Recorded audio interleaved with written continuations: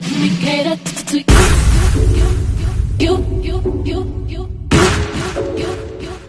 Let me cater to you.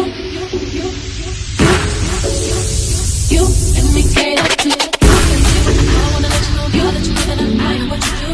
So let me reassure you, my love will be purpose without you. If I want it, I'm gonna ask you. I am to be better, so challenge me for the better. What do you let me cater to you? Hello, and thank you for coming to the channel. And we're going to be talking about none other than Queen Camilla. And of course, Charles. King Charles is what they call him. Alrighty. And we had an article from Insider. And Samantha Girardi and Anita somebody with a K. They're talking about Miss Camilla and where she planned on living at the majority of time of her succession to being queen of England. But child, Camilla said, I ain't giving up my house. She said, I ain't giving up my house for nobody. Because when I get tired of Charles, when he tripping, when I get tired of my style, when I get tired of this, that, and the third, I'm going back to my old digs, okay? And that's my house, all right, that I got after I got divorced from whoever she was married to before. I think Andrew, George, hell, I don't know. But anyway, we get on right into the subject because that's what we do over here. It was titled, Why Camilla, Queen Consort, is Keeping a Private Residence After King George, oh Lord, King Charles III accession to the throne. Buckingham Palace will likely be King Charles and Camilla's Queen Consort permanent residence, but Camilla also owns a private home called Raymere House in Wiltshire, England. The king's wife will keep the home as an escape from royal life. See, I told y'all, as her friend told the Telegraph. That's right. Being queen, being put in that fishbowl, being looked at every time, every place, whenever they want to. Yeah, that's no kind of life. That's really like a celebrity's life. But when you want to be a part of such things, you have to expect such things. All right. Following Queen Elizabeth's death, her eldest son, King Charles III, ascended the throne.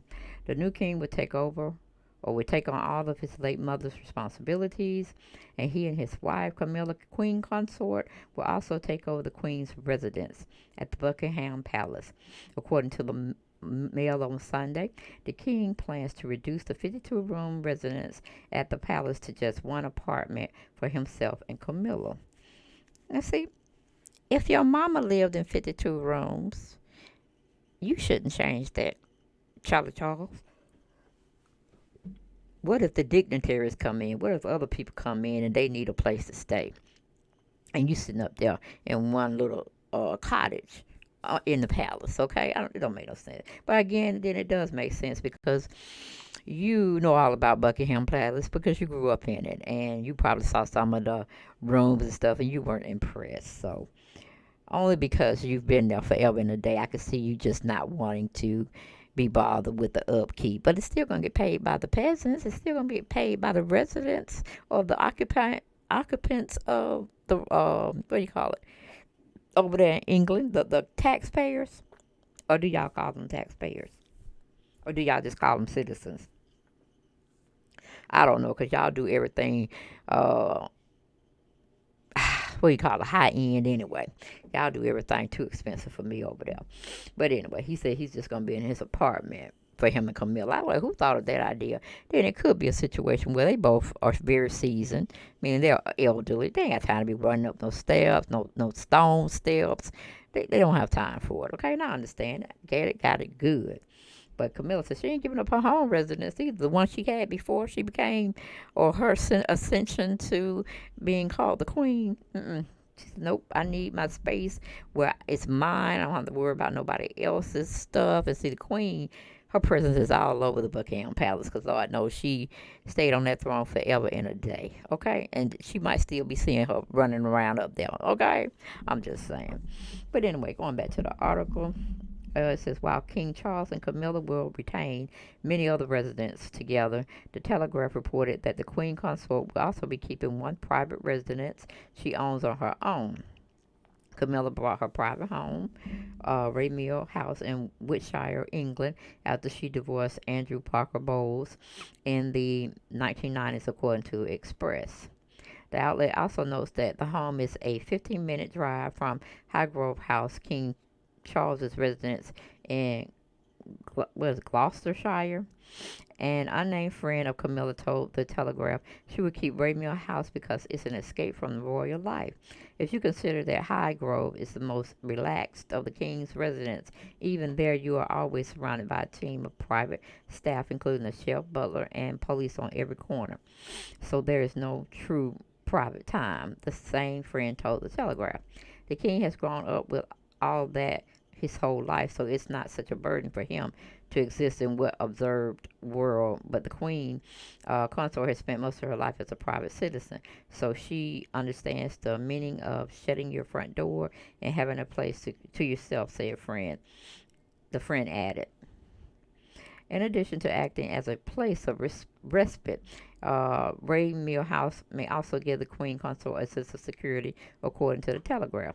Because she owns Raymill House, Camilla could move into the home if the king died before her, and she would be able to bequeath the property to her own children, Laura Lopes and Tom Parker Bowles. Camilla kept her home in place where she can spend time with her family, away from all that, royal expert Marlene Kinnock told inside of the situation. She has a family, she has 2 children, and she has grandchildren, and they're not royal and never will be. Camilla has already spent time at the estate alone in the wake of Queen's death, according to Hello Magazine. So I'm like, okay. Now, when Diana tried to separate herself a little bit from the whole monarch situation that the Queen was going through, she didn't want Diana to express herself having her own house somewhere. She's like, no, you're going to live here. You're going to be where we can see you 98% of the time, okay? We're watching you. We're watching your every move, and you will be here with me. If I got to be here, you got to be here too. They did Diana, Prince of Wales, the real Prince of Wales, wrong. Wrong, wrong, wrong. And I'm pretty sure they paid for it after the fact.